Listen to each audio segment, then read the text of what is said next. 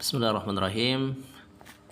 Di sini saya akan menampilkan sebuah video yang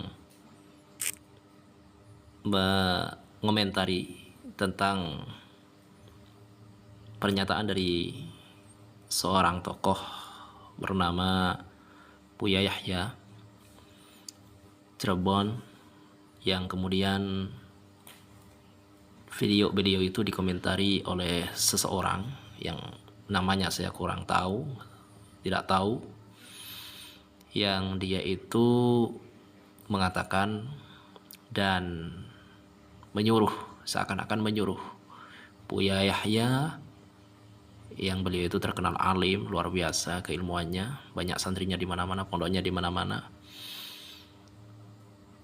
Si pengomentar itu mengatakan, menyuruh kepada Buya Yahya untuk berkata jujur, Maka di sini saya akan mencoba menampilkan videonya. Siapakah yang tidak jujur sebetulnya? Apakah Buya Yahya atau yang menyuruh ini? Baik, kita saksikan bersama videonya. Nanti saya akan merespon dari setiap ucapan dari yang merespon pernyataan Buya Yahya itu. Baik.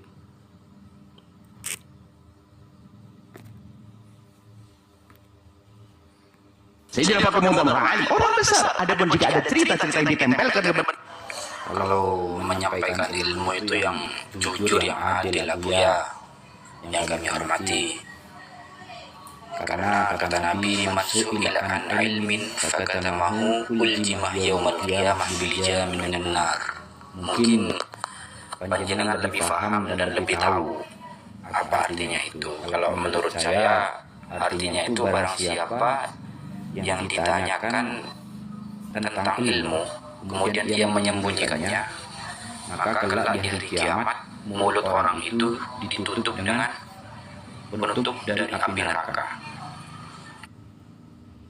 Baik, dari sini sudah kelihatan bahwa sebetulnya orang ini dialah yang tidak jujur di dalam mengartikan, menerjemahkan hadis Nabi Muhammad SAW, yang mana sebelumnya dia mengatakan kepada Buya Yahya untuk berkata jujur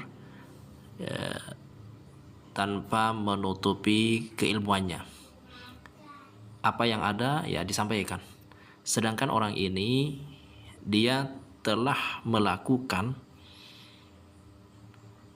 ketidakjujuran di dalam mengartikan hadis Nabi Muhammad SAW yang berbunyi, "Man su'ila an ilmin fakatamahu uljima bilijamin minan nar."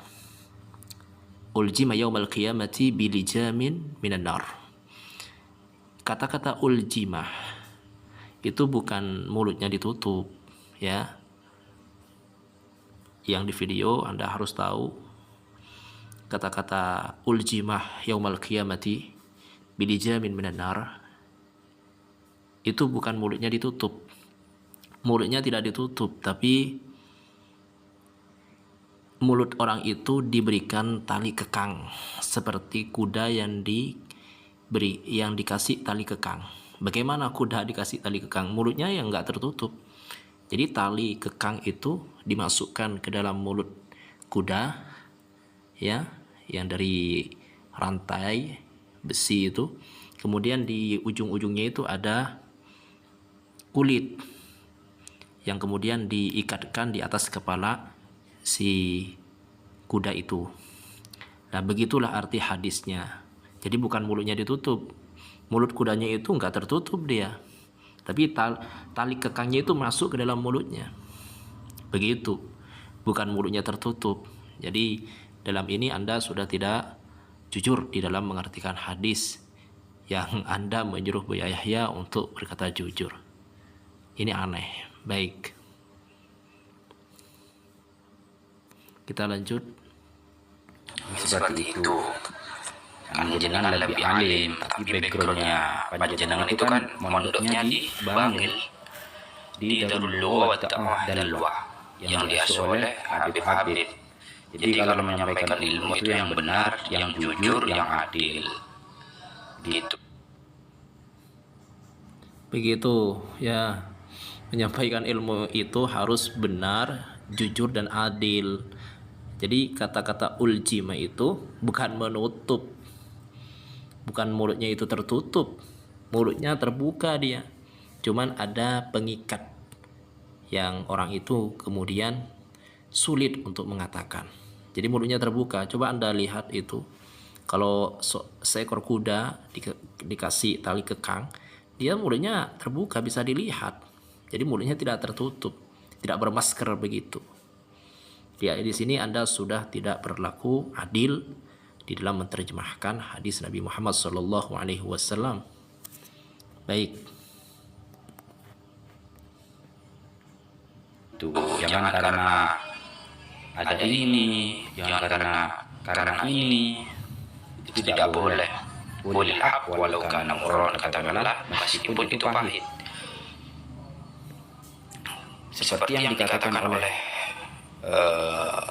para Ba'alawi dalam ceramahnya, ana kata Fakih Muqaddam, ana fil awliya ka Muhammad fil anbiya.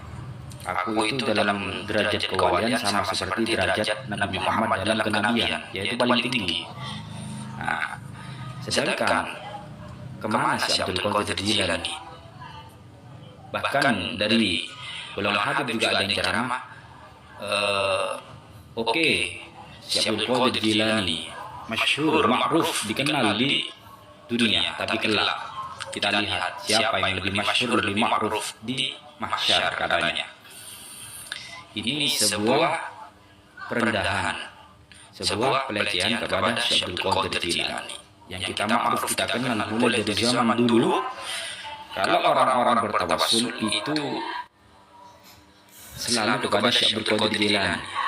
Yang pertama tentu Nabi Muhammad wa alihi wa ashabihi dan Syekh Abdul Qadir Jilani. Tapi kenapa akhir-akhir ini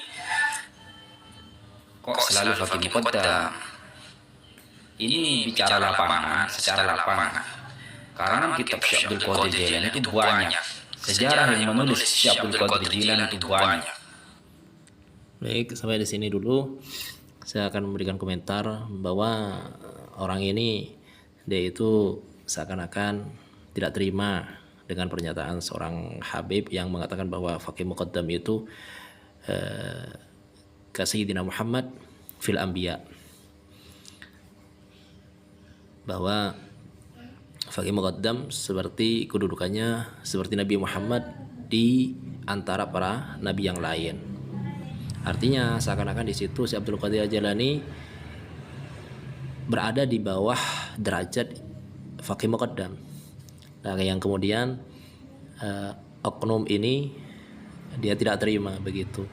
Jadi begini, masalah kewalian itu kita enggak semuanya pada tidak tahu, ya. Saya juga NU, saya juga bukan Salafi, bukan siapa-siapa. Saya pengikut Hasyim Asy'ari,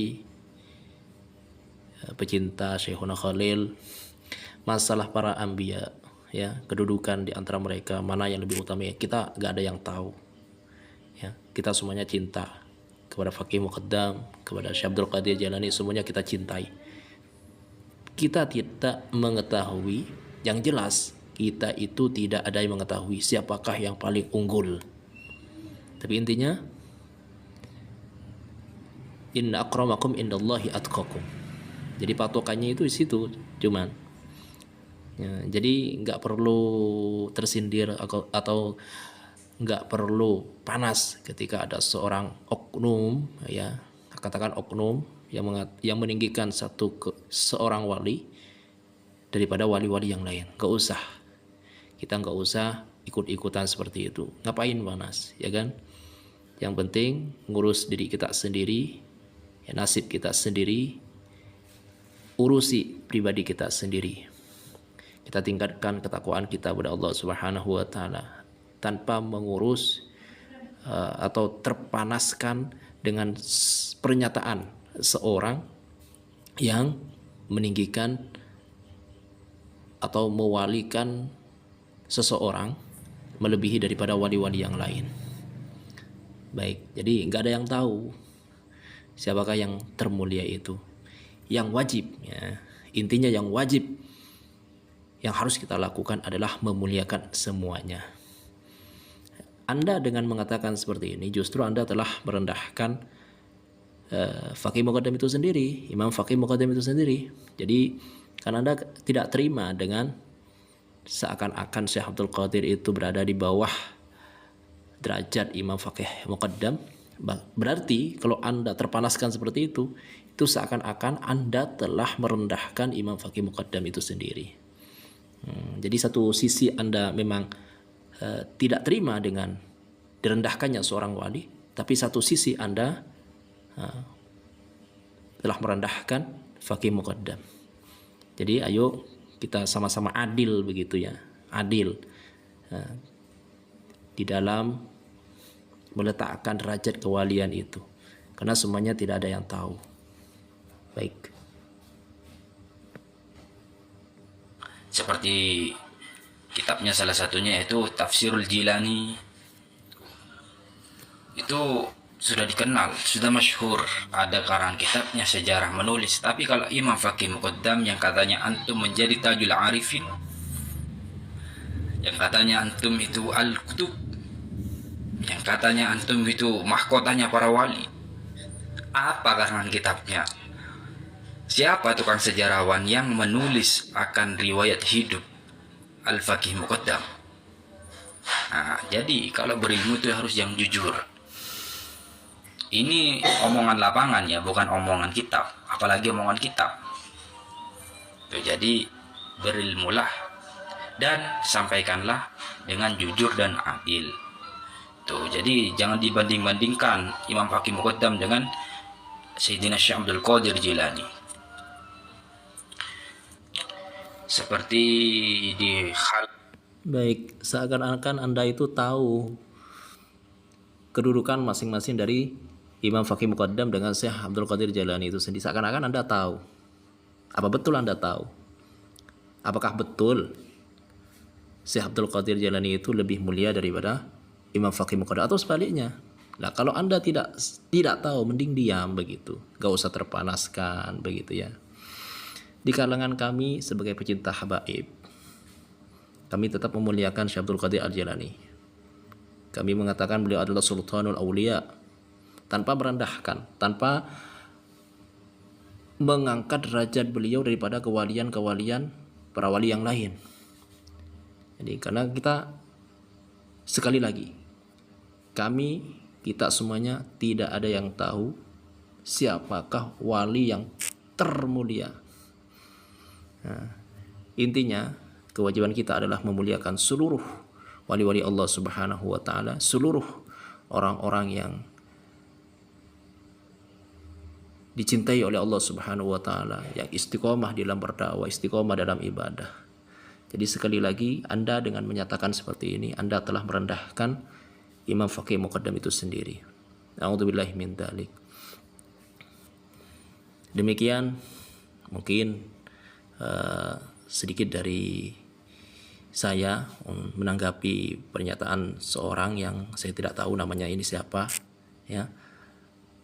Kepada Anda semuanya yang menyaksikan video ini ya, ayo kita sama-sama jaga diri kita, jangan sampai ikut-ikutan dengan orang-orang yang pada dasarnya orang itu tidak memiliki ilmu, sok menggurui kepada orang-orang yang punya ilmu. Orang itu dia tidak berlaku adil sendiri ya. Dia tidak jujur di dalam menyampaikan sebuah pernyataan, bahkan tidak jujur di dalam menyampaikan sebuah makna hadis. Sok menyuruh kepada orang yang notabene-nya dia seorang ulama, Buya Yahya, seorang tokoh besar di Indonesia ya, banyak santrinya, banyak pondoknya di mana-mana, manfaatnya luas di kalangan masyarakat. Jadi saran kami, pelajari lebih dalam dulu ilmu Anda ya kan. Mana hadis saja Anda kurang faham begitu. Naudzubillahi min dzalik.